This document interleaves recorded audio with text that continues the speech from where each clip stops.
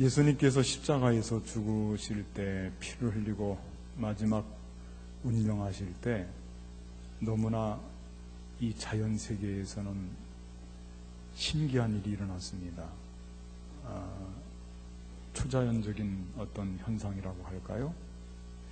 바위가 터지고 땅이 흔들리고 무덤 문이 열렸습니다. 예수님의 피 흘림과 십자가의 죽음 앞에서 말이죠. 그리고 이것보다 더 중요하고 의미 있는 한 가지 사건이 일어났는데, 그 사건이 뭐냐면 지성소와 성소를 가로막고 있던 성전의 휘장이 위에서부터 아래까지로 그것이 쪼개졌다고 하는 것입니다.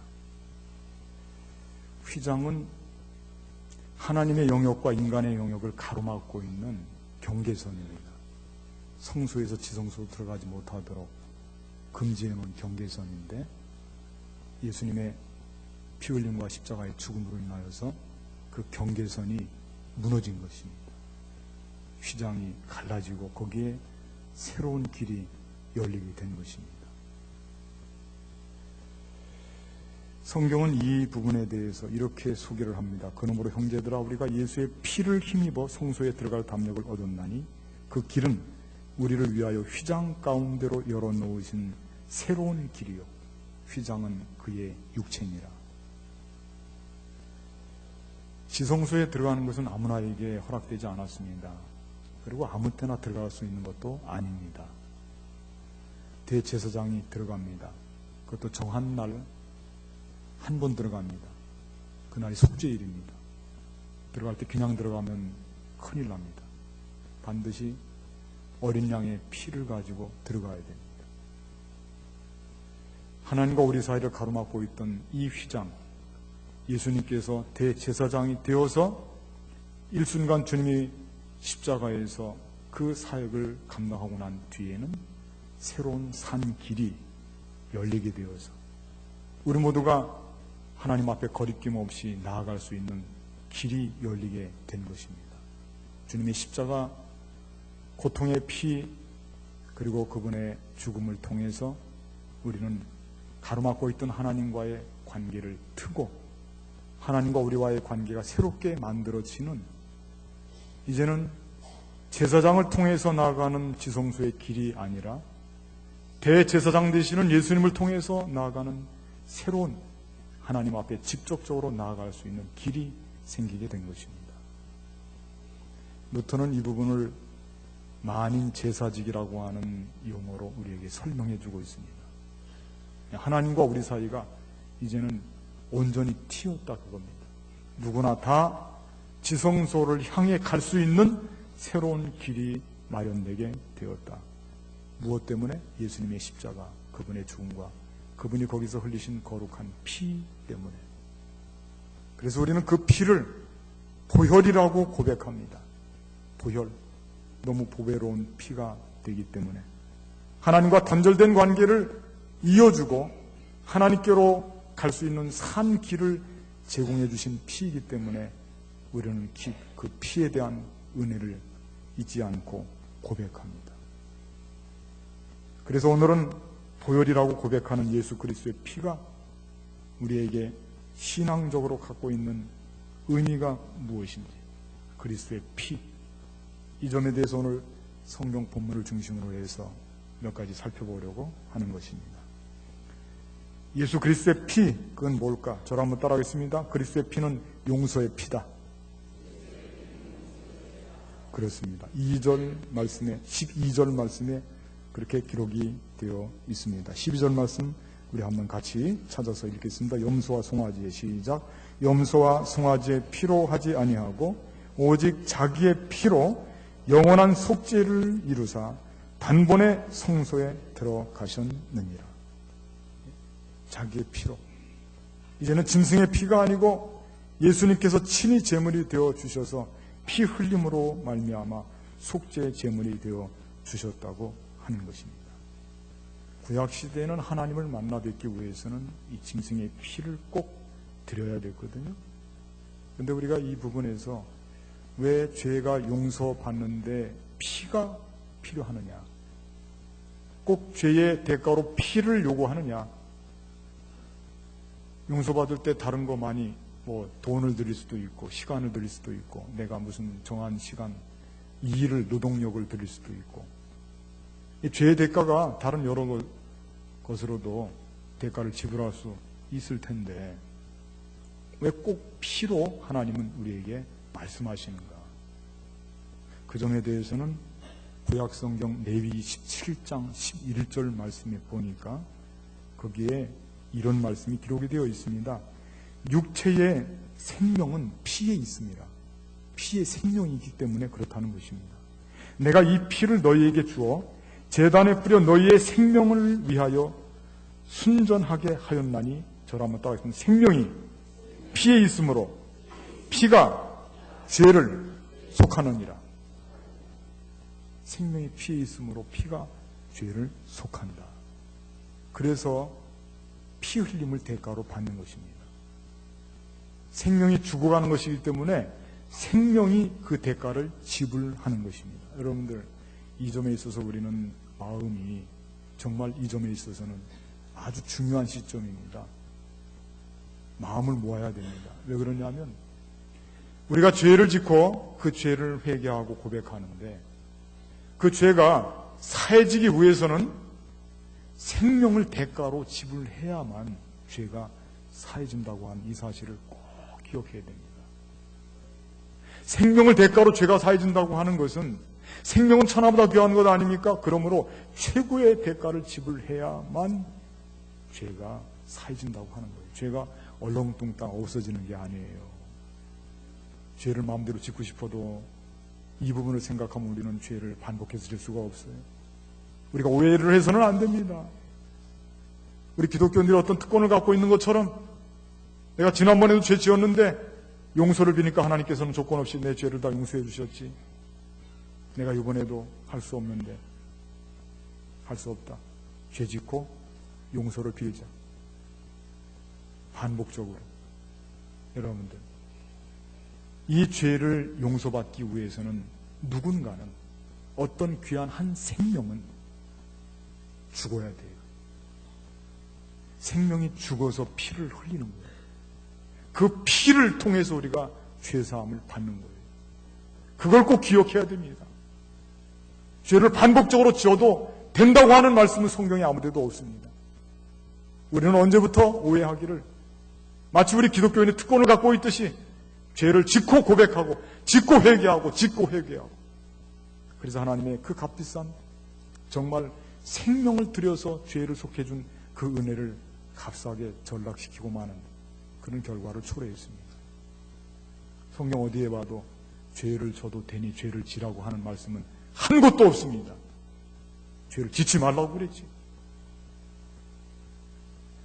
요한복음 8장에 보면 거기 현장에서 죄를 짓다가 가늠한 여인이 나오는데 이 여인이 예수님 앞에 끌려왔습니다. 사람들의 손에는 돌멩이들이 다 쥐어져 있습니다. 막 돌을 던져서 그 여자를 죽이려 합니다.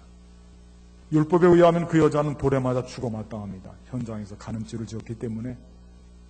물론 거기 바리새인들과 율법학자들은 예수님을 구렁텅이 함정에 넣기 위해서 그런 모략을 세우고 있습니다. 예수님께 묻습니다. 예수님, 이 여자가 현장에서 분명하게 죄를 짓다가 발각이 됐거든요. 율법에 의하면 이 여자를 돌로 치라고 했습니다. 죽이라고 했습니다. 어떡할까요? 예수님께서 거기에서 해주신 말씀이 여러분들 다 기억나시죠? 기억날 겁니다. 너희 중에 죄 없는 자가 먼저 돌로 쳐라. 그 권위 있는 말씀 앞에 거기 모여서 돌을 들고 살기가 등등했던 그 사람들은 다 돌을 놓고 자기를 돌아보는 순간 자기의 죄가 너무나 커서 내가 이 돌을 과연 이 여자에게 던질 수가 있단 말인가? 나도 같은 죄인인 행세에 다 들어갔습니다. 그리고 단 둘이 남았어요. 예수님과 이 죄인 여자. 그때 예수님께서 이 여자에게 하시는 말씀이 참 위로의 말씀이 되죠. 예수님 뭐라고 말씀하시냐면 나도 너를 정죄하지 않는다. 그렇게 말씀하셨어요. 얼마나 위로가 되고 힘이 생기는 말씀이지. 그런데 여러분들, 이 사건의 말씀이 여기서 끝났으면 좋겠죠. 죄 저도 예수님께서 정죄하지 않으니까. 근데 이 사건의 말씀의 마지막은 그렇게 끝나고 있지 않습니다. 저를 한번 따라하겠습니다. 가서 다시는 죄를 짓지 말라. 그게 끝입니다. 가서 다시는 죄를 짓지 말라. 하나님도 예수님도 죄를 막 지으라고 죄를 용서해 준 게 아니에요. 죄를 저도 괜찮다고 용서해 준 게 아닙니다, 여러분. 피가 흘려야 됩니다, 피가. 가장 고귀한 생명을 담보로 하고 생명을 전제로 하는 그 선열 피가 흘러야 사람의 죄가 사해집니다. 그런데 그 생각하지 않고 죄 져도 괜찮으니까 죄 짓자고요? 반복해서 회개하면 된다고요? 죄와 멀리해야 예수님의 십자가를, 예수님의 흘리신 피를 값지게 하는 줄로 믿습니다. 죄를 가까이 해서는 안 돼요. 예수님의 흘리신 이 보혈의 피로 말미암아 우리는 이렇게 귀한 그 생명을 담보로 하는 피 때문에 우리가 죄 용서를 받은 거예요. 그러니까 죄에 다시 져서는 안 돼요. 죄와 멀어져야 됩니다. 두 번째, 예수님의 피는, 저를 한번 따라하겠습니다. 예수님의 피는 살림의 피다. 살린다 이거예요. 생명이라 이겁니다. 피는 살리는 것이다. 14절 말씀, 오늘 본문의 14절 말씀, 하물며 영원하신, 같이 읽어보겠습니다. 시작. 하물며 영원하신 성령으로 말미암아 흠 없는 자기를 하나님께 드린 그리스도의 피가 어찌 너희 양심을 죽은 행실에서 깨끗하게 하고 살아계신 하나님을 섬기게 하지 못하겠느냐. 피는 우리 양심을 깨끗하게 한다. 양심이 죽어가는 양심을 살린다, 그 뜻이에요. 회복시켜주고 소생케 한다, 그런 뜻이에요. 양심이 죽어가는 것을. 사람의 육신도 마찬가지죠. 물이 죽으면 물속에 있는 모든 생명체, 물고기는 다 죽어서 물에 떠오릅니다. 사람 몸도 마찬가지입니다. 피가 죽어가면 그 사람은 곧 죽게 되는 것입니다. 생명이 살 수가 없습니다. 저는 의학적으로 잘 모릅니다만은, 그러나 이건 상식인데, 여러분, 우리 건강해서 우리 몸을 지키기 위해서 제일 중요한 게 뭡니까? 피입니다. 피. 피가 결정하는 것입니다. 그 피가 더러워지면 다 죽는 것입니다. 우리 육신도 마찬가지인데, 예수님의 피는 우리 안사람을, 우리 속사람을, 우리 양심을 죽어가는 죽은 행실로 인하여서 더럽혀진 양심을 깨끗이 씻음으로 우리 속사람을 살려주는 것이 예수님의 피라고 하는 거예요. 다른 것으로 씻을 수가 없어요. 죽어가는 우리 양심을, 우리 속사람을 겉은 알 수가 없습니다. 모두가 착한 척하고 멋있는 척하고 잘생긴 척하고 부자인 척하고 많이 배운 척해서 겉은 판단이 되지가 않습니다. 우리 속사람 양심을 지켜야 돼요. 저는 제가 목사로서 여러분들 성도님들로서 우리가 이 세상 사람들한테 마지막 순간까지 듣지 말아야 되는 욕이 있습니다. 그 욕이 뭐냐? 교회 다니는 사람 양심 없네. 그 욕은 들으면 안 됩니다. 저를 한번 따라할까요? 교회 다니는 사람 양심 있다. 그렇게 칭찬받아야 됩니다. 믿습니까? 그럴 때는 아멘도 크게 해도 괜찮아요. 양심이 죽었다고 하는 이야기를 들으면 그거는 엄청난 수치입니다. 그건 그리스도인이 아니에요. 그 바리새인들 같은 사람들입니다. 우리는 적어도 교회를 다니면서 신앙생활을 하면서 양심을 팔아서는 안 되죠. 양심이 살아있어야지. 예수님께서 우리 속사람을 살리기 위해서 그 거룩한 보혈의 피를 흘려주셨는데 우리가 어떻게 이 양심을, 속사람을 방치해서 어둠에게 빼앗길 수가 있단 말입니까? 하나님께서는 아들을 통해서, 그 피를 통해서 그렇게 우리 속사람을 살리시기를 원했는데 말이에요. 피는 살리는 거예요. 우리 육신도 살리고 우리 영혼도 살리고 양심도 살리고, 예수님의 피는 우리 속사람을 깨끗이 씻어주고 살리는 거예요. 피가 산다고 하는 이 뜻을 여러분들 중에도 헌혈해 보신 분들은 아마 잘 알 거예요.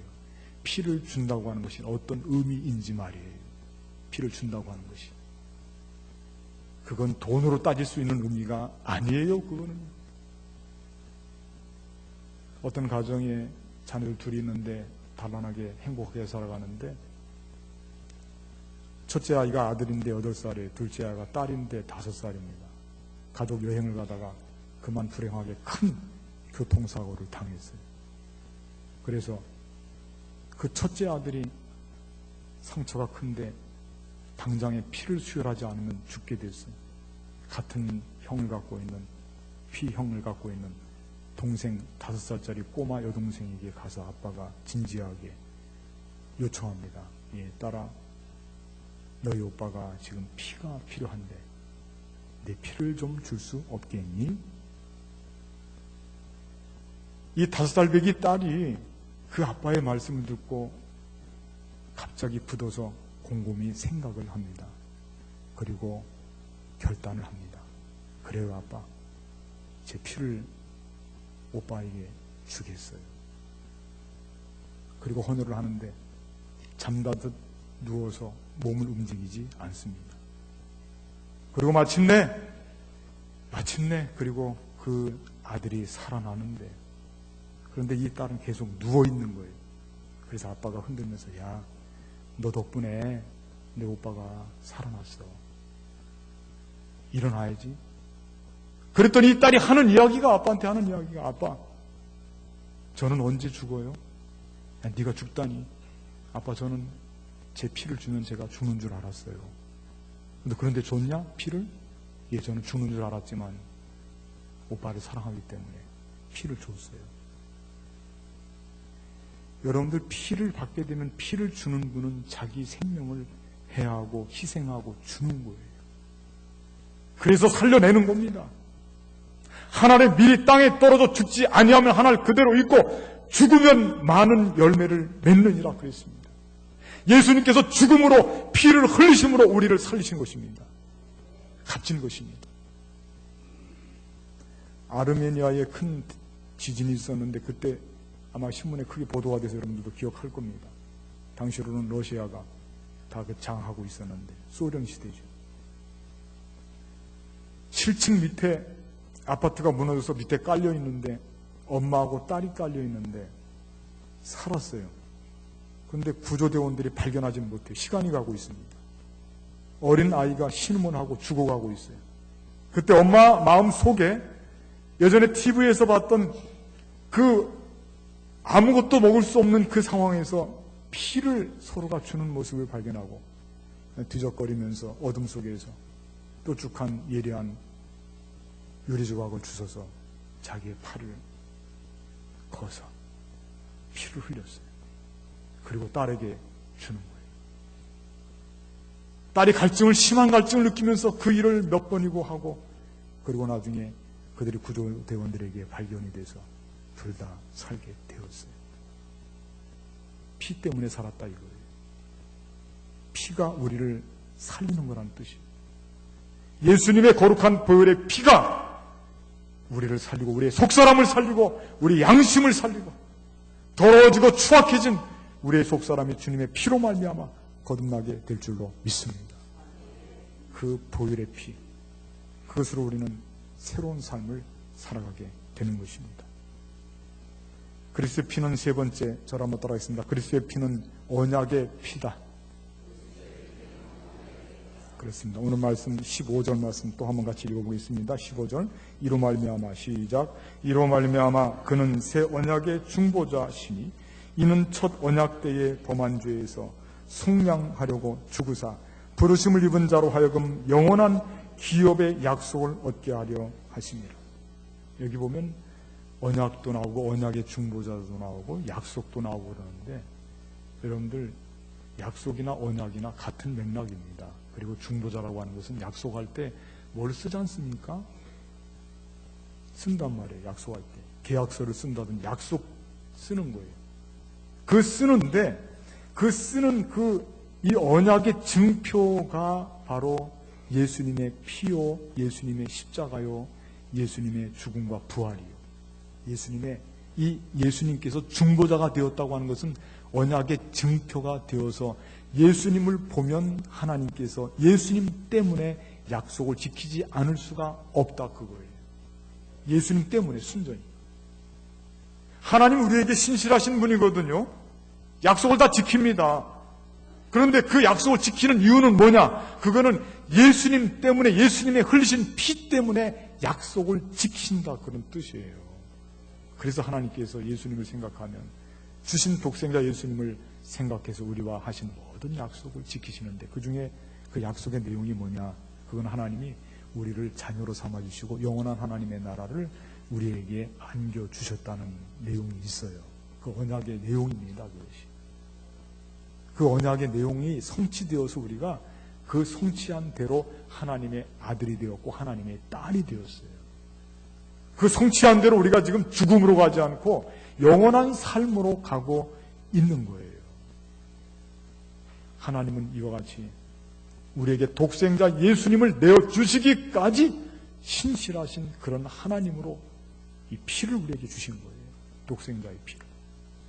그러므로 우리도 좀 제발 간사하지 말고 흔들리는 갓대와 같이 이랬다 저랬다 좋을 땐 좋고 나쁠 땐 획 돌아서지 말고 변덕 피지 말고 하나님이 신실한 것 같이 우리들도 신앙의 정조를 지키고 우리들도 정말 하나님께서 우리를 아들까지 주신 것까지 사랑하신 것 같이 우리도 하나님을 그렇게 섬겨야 되지 않겠습니까? 하나님 신실하시면 본받아서. 린드버그라고 하는 분은 잘 알고 있을 겁니다. 린드버그. 1930년대 세계적인 영웅이었죠. 린드버그. 믿을 만한 사람이에요. 왜 그러냐면 이 대서양을 이 비행기, 경비행기, 프로펠러 들어가는 거 있잖아요. 그거를 타고 건넜어요, 대서양을. 그때 당시는 그거는 죽음을 상징하는 거예요. 건너는데 이락 그 일로 해서 세상에서 이 영웅이 되었어요. 파리에 도착했을 때 파리에서 어떤 굴지한 담배 회사에서 린드버그에게 다가가서 그런 제안을 합니다. 당신이 한 번만 손에 담배를 끼우고 포즈를 취하든지 입에 담배를 물고 포즈를 취하든지 한 번만 그 사진 그렇게 해서 찍었으면 좋겠어. 그러면 그때 당시로 5만 달러면 이건 뭐 엄청난 금액이거든요. 한 번 광고하는데 5만 달러면 5만 달러 줄게요. 사장이 와서 제의를 하는 거예요.